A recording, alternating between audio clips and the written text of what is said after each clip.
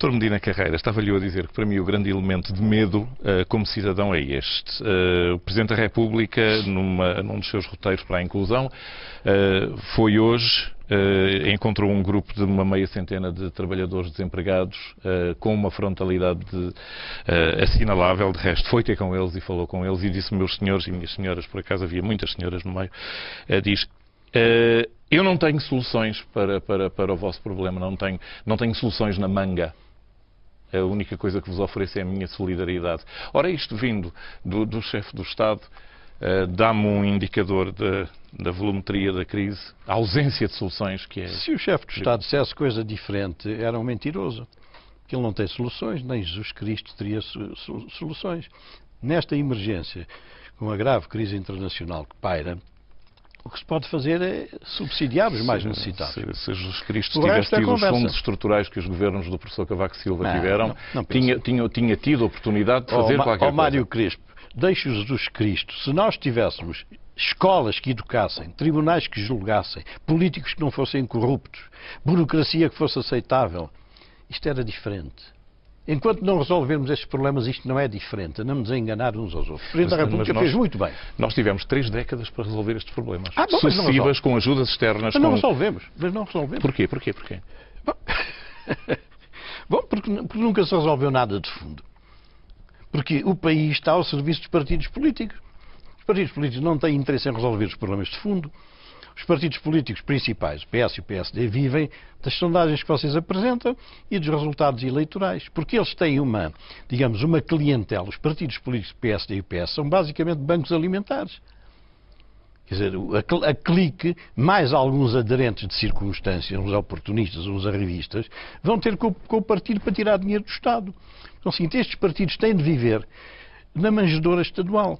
E, portanto, não se faz nada que seja nem de longo prazo, nem que ponha ordem neste país. E como sabe, não se tem feito nada. Ainda hoje apareceu aquela casa com 26 anos de ocupação sem dono. Mas como é que é possível, no centro de Lisboa, no século XXI, um prédio cheio de famílias que não é de ninguém? A cooperativa faliu, aparentemente. Pois, faliu há 26 anos, pronto, tomaram conta daquilo e quando vaga um, vai lá uma clique tomar conta. Mas isto é um país. Isto é uma brincadeira.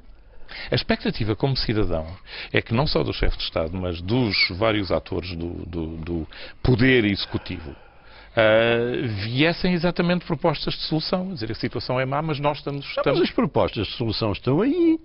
É estender o fundo de desemprego, é dar os subsídios às famílias. Isso não é solução. É a solução possível, outra não há. Ou seja, eu estive aqui com base em números do Dr. Silva Lopes a fazer o que foi um gráfico com o que é a economia portuguesa desde 1900. Nós tínhamos uma tradução, vamos meter no ecrã para ver e o senhor falará sobre ela. Eu posso dar a indicação? Pode. Em 1900, de 1900 a 1920, a economia portuguesa andou aqui a rastejar à volta do zero. Depois começou a crescer. Quase há um século, vamos lá ver. Sim, praticamente há um século. Sim. De 1920 em diante começou a crescer por década a década, com oscilações. 30, 40 foi um ano pior, não sei porquê, a Guerra Civil de Espanha talvez. E depois tem vindo a crescer até atingir o máximo na década de 60, 70. É a barra mais alta no meio. É a mais alta, depois 70, 80, depois 80, 90, depois 90, 2010. 2010. Numa previsão do Banco de Portugal, que já é otimista, é possível dizer que a economia não crescerá em média anual mais que 0,6%. Com esta economia, não há Estado social que quer dizer que nós estamos... Eu vou voltar a pedir para meter aquele gráfico porque vale a pena as pessoas verem. Nós estamos ao mesmo nível que estávamos... Sim, entre 1900 e 1910. Estamos entre 1900 no princípio do século. Ao mesmo nível que estiveram os últimos anos da monarquia. Quer dizer, desde que foi o golpe de 5 de outubro, tirando essa fase da guerra, da Primeira Grande Guerra, nunca mais a economia foi tão rasteira como é neste 2010. Mas este é o problema, porque daqui é que vem dinheiro, é da economia. Desculpe-me também ilustrar aí outro problema. 1990, aquela zona do gráfico do meio que já começa a declinar. 1990 nós tivemos uma injeção de capital vindo na altura da CEE, é tremenda. Fundos estruturais para tudo, por todo lado. Então, e nesta década que tem entrado 48 milhões de euros por dia de endividamento, É muito mais que a CEE. Sim, mas qual é esta sina de não utilizar os recursos, de os desbaratar? Ouça, isto teríamos de estar aqui 2 horas, provavelmente, a conversar sossegadamente. Meia hora não dá para coisa nenhuma.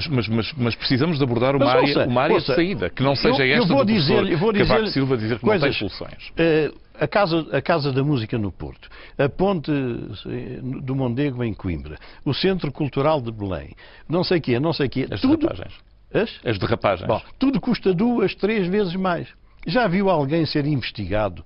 Já viu a Polícia Judiciária e o Ministério Público tentarem averiguar o que é que se passou com isso? Porque houve gente que ficou com dinheiro. Nós estamos a endividar a 48 milhões de euros dia. O senhor vê este país viver bem? Vê as populações satisfeitas? Vê a economia a crescer? Não vê. Portanto, isto esfuma-se tudo aí por sítios que a gente nem sabe quais são. E isto continua. E se nos falhar o financiamento, nós podemos ter uma súbita crise na sociedade portuguesa. Como é que se traduz essa crise na sua, ninguém sabe. Na sua análise? Sabe que estas mais do que o desemprego já? Desemprego e barulho e protestos. E, desordem social? Desordem social, não estamos livres disso, com o caminho que isto leva, porque juntamente com este empobrecimento rápido do país, junta-se a imoralidade das elites políticas, económicas. O senhor não conhece um político, um homem da bola, ou um homem de empresas, nomeadamente os bancos, que tenha ido para a cadeia.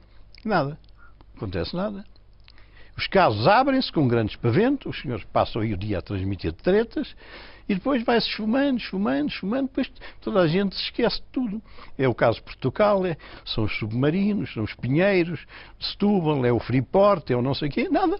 Não acontece nada. Eu vou voltar a um ponto. A economia em 1990 não se desenvolveu. Portanto, ficar com o dinheiro alheio, como diz o António Barreto num excelente artigo de ontem no Público, é não ser parvo. Quer dizer, parvos são os que não ficam com o dinheiro.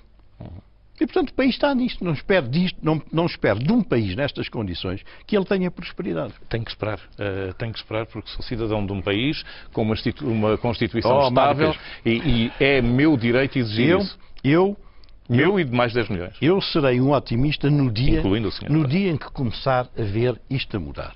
As escolas em que os alunos têm que trabalhar, em que os professores têm que prestar provas, em que os alunos têm que prestar provas, em que os programas são feitos por intelectuais, por artistas, por gente de cultura, em que os exames são feitos para uns e para outros. No dia em que isto começar, que os tribunais... Eu tenho, como já tenho dito várias vezes em público, casos de 12, 13, 14, 16, 18, 20 anos. Até 23 anos já tive um caso nos tribunais de 23 anos. O senhor acha que isto é um país a sério? Alguém vem investir, se me perguntar, quanto tempo é que dura aí um pleito fiscal? Olha, 12, 20 anos? Acha que há alguém com juízo que venha para cá? Não vem. E, portanto, enquanto não se mexer no essencial, nós andamos a viver de tretas, é o Magalhães, é o inglês, que é uma boa ideia, mas não sei se alguém... O Magalhães tem português técnico também, com alguns problemas. Tem um português excelente, como era de esperar.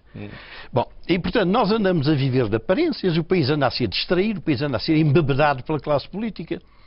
E então, quando há um partido com maioria absoluta, eu hoje sou anti a maioria absoluta. Porque a maioria absoluta é uma coisa excelente para gente competente, para gente sensata, para gente humilde. Este governo não tem nenhuma característica destas. Não é sensato. Não é humilde. E, portanto, não vale a pena ter maioria absoluta. Só as asneiras são asneiras impostas. A reforma tem que começar por qualquer lado. A reforma teria de começar pelos partidos. O senhor preconiza uma reforma quase em revolução, obviamente com o termo benigno que ela possa ter, mas uma alteração fundamental... É nos partidos. Tem de começar nos partidos. Os partidos têm que ter mais qualidade, mais seriedade, mais apego ao interesse público. Os partidos estão ali, como eu disse há bocadinho, são os bancos alimentares. Quando têm uma maioria, sobretudo se for absoluta, entram todos aqueles que têm que entrar e mais umas vagas de assessores e disto e daquilo. Quando não têm a maioria absoluta, o PS ou o PSD, andam nesta zaragata em que anda o PSD. O PSD não anda em zaragata por razões de princípios, nem de fundo, nem de competência. Anda porque sabe que se for a atual Presidente, entram nas listas umas pessoas, se for o Dr. Menezes, entram outras, se for o Dr. Passos Coelho, entram outras, é só por isso. Tudo aquilo sossega no dia em que as listas estiverem feitas. E o PS a mesma coisa. Agora não se ouve, Houve um voto contra a moção do secretário-geral, veja lá, que eu creio que nem no Egito é assim. Porquê?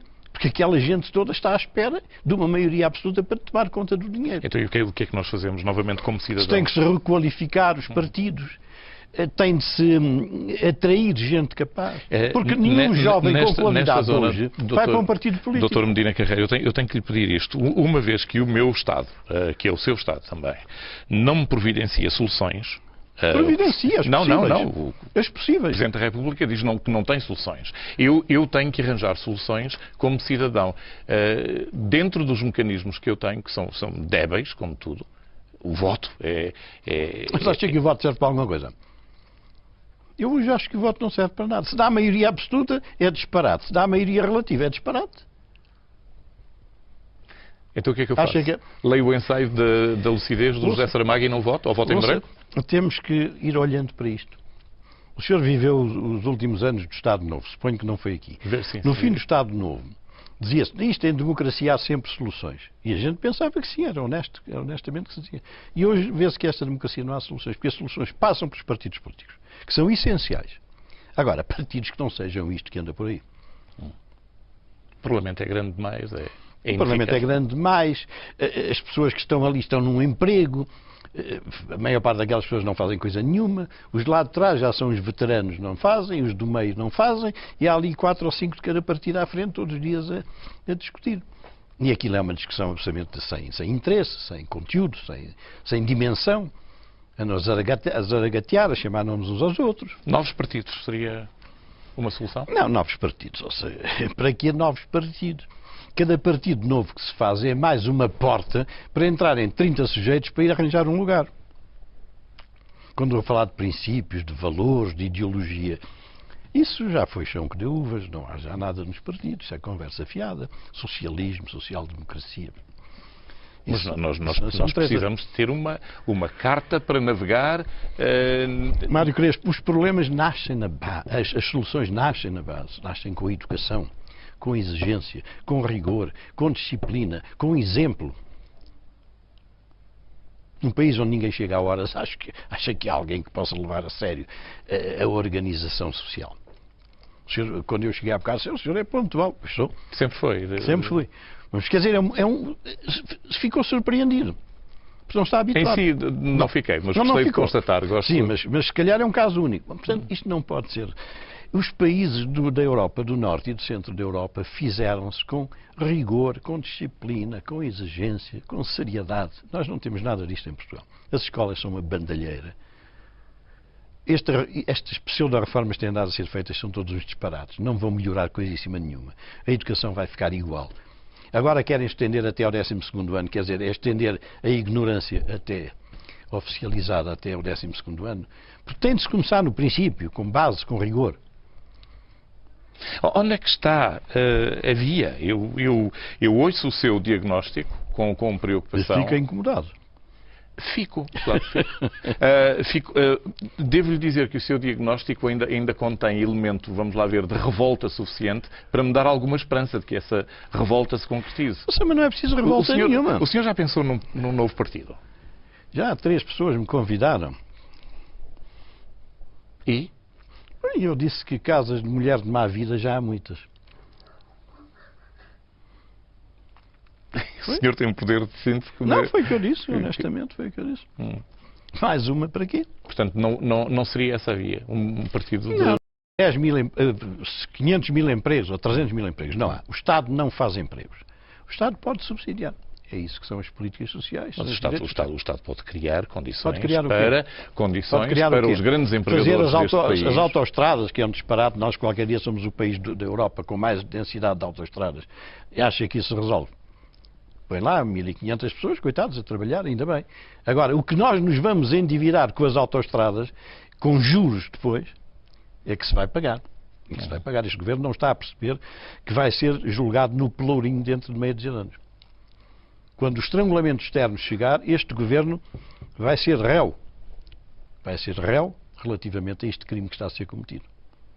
Qual é que é a evolução que o senhor vê em termos da... Eu não vejo nenhuma evolução. Não vejo nenhuma evolução. Acho que isto, enquanto não se agravar mais, de forma a criar mais tensões, eu acho que ninguém se vai mexer. Agora está toda a gente a ver quem é que vai para Bruxelas.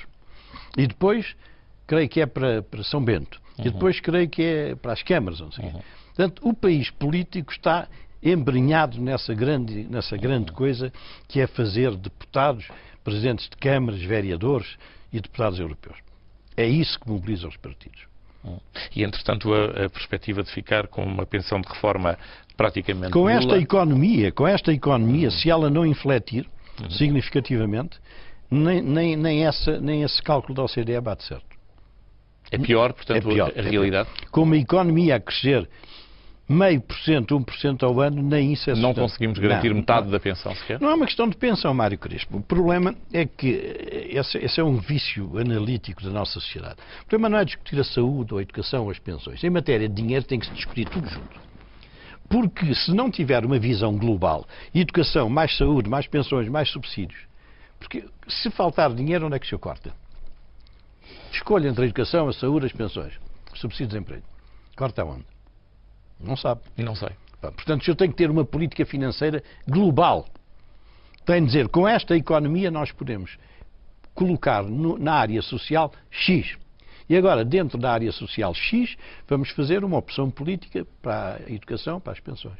Com esta economia, este X possível não chega para manter tudo aquilo que temos. Dr. Medina Carreira, há um elemento, novamente, que, como cidadão, eu posso fazer uma exigência. Eu posso fazer uma exigência que os ministros sectorialmente divididos formulem políticas. Os ministros não têm culpa. Os ministros são os mandaretes da situação. Mas têm que formular políticas. Aceitaram o contrato... Perceba a realidade, não construa castelos no ar. Começa por ser uma mentira a eleição. Aqueles programas eleitorais, se for ver este programa do PS que ganhou, não aumentavam impostos. Bom, nunca os impostos atingiram os níveis atuais. Faziam um referendo para o Tratado Europeu, arrependeram-se. A legislação laboral seria uma coisa qualquer. Bom, andam a mexer na legislação laboral num sentido contrário. Que mais? 150 mil empregos, que é uma coisa que só com pouca seriedade é que se prometem empregos. O Estado não cria empregos. O Estado pode dizer, eu vou fazer isto, isto e isto, no sentido de criar empregos. Agora, dizer são 150 mil é trafolice eleitoral. Porque se disser coisas sérias, as pessoas não prestam atenção. Eu vou-lhe buscar logo o seu depoimento de abertura no Dever da Verdade que o senhor escreveu, logo na sua introdução, em que cita Vitorino Magalhães Godinho. Grande homem. E dá-lhe um método proposto para analisar a crise. Magalhães Godinho diz isso, exato. E o senhor diz, tomar consciência dos problemas da coletividade. Muito bem. Exato. Estão tomados. Refletir... Não estão. A coletividade não tem a noção dos problemas. Mesmo depois de ouvir o Presidente da República dizer que não tem Sim, a coletividade soluções. Não tem a noção de quando se diz o diagnóstico está feito. E de o ouvir assim dizer isso? Não, mas eu não conto E de o ouvir assim dizer que a nossa economia está ao nível de há um século? Quantas pessoas nos estão a ver a esta hora? Espero que muitas. Bom, está bem, 50 mil. Não, mais. 100 mil. Ficam 9 milhões e 900 ainda sem ouvir nada. 8 milhões sem ouvir. Ouça, é uma mentira. O diagnóstico da situação portuguesa não está feito. Os partidos da área social-democrata, PSD e PS, não têm condições para a social-democracia hoje. A social-democracia exige dinheiro, exige economia, exige rigor, exige pleno emprego. Então vamos para quê? Para um presidencialismo? Eu defendo, a título transitório, que seja um presidencialismo, claro. Chegou a altura de adotar estas medidas de exceção a título transitório? Se for rever os anos que decorrem entre 1915 e 1920, estes aqui, estes piores do que estes atuais, nós tivemos duas tentativas de força de presidencialização. Foi Pimenta de Castro e Sidónio Pais. E depois, logo a seguir, em 20 e picos, veio o Salazar. Bom, hoje, esta hipótese não está posta em causa porque estamos na Europa, e só por isso. Mas aquilo era um esboço de uma necessidade. Sidónio, enfim, tinha as virtudes e os defeitos que tinha. Mas aquilo era uma necessidade que a sociedade sentia. O senhor diz-nos aqui também, citando Vitorino Magalhães Godinho, fugirmos daquilo que diz o otimismo biócio, vai tudo correr bem, porque vai tudo correr bem, a capa de interesses instalados que querem permanecer inconfessados. Exato, é isso. Mas diz-me uma coisa ainda mais importante, não estar à espera por Dom Sebastião. Exato. Ora, eu não estando à espera por Dom Sebastião... Eu queria ter um presidente responsável, eleito, com um mandato só, para não se sentir bem em Belém. Mas que durante 5 anos tivesse autoridade e poder, e tinha que ser uma pessoa de dimensão, claro que não era um candidato qualquer. Isso não era suspender a democracia? Não, não é suspender a democracia. Os Estados Unidos não são um pouco assim. O senhor viveu nos Estados Unidos, aquilo é alguma ditadura.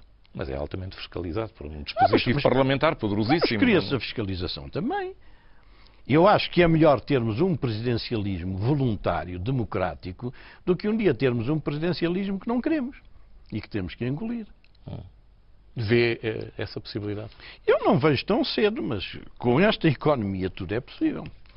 Se nós continuarmos ao nível a que estávamos no princípio do século XX, perto de zero, isto não são pensões. As pensões, saúde, educação, com esta economia, não conseguimos financiar. Com 0,5% de crescimento médio anual, não se consegue.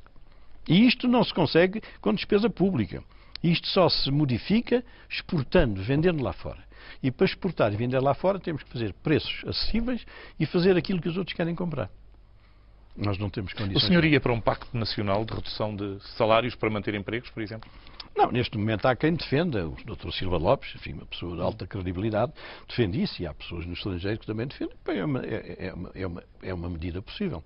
Agora, é tudo para, passa a expressão, a tamancar. É para tamancar, porque o nosso problema é que nós não vendemos o suficiente para viver ao nível a que vivemos. Nós vivemos todos os anos 10% acima daquilo que fazemos. Para terminar, o senhor tenciona votar? Olha, se a eleição fosse neste momento, não votaria. Daqui a 6 meses ou 8, ou lá o que é, não sei lá o que se vê. Por uma razão de inutilidade, por uma razão de pura inutilidade. Muito obrigado. Nada, obrigado. Foi um prazer falar. Quando os senhores arranjarem um programa de 1 hora para a gente conversar... Eu ando a tentar isso, mas não imagina os combates que tenho tido por causa disso. Os senhores têm que ter cá os partidos políticos em força, claro. E não só. Foi um prazer tê-lo aqui. Obrigado.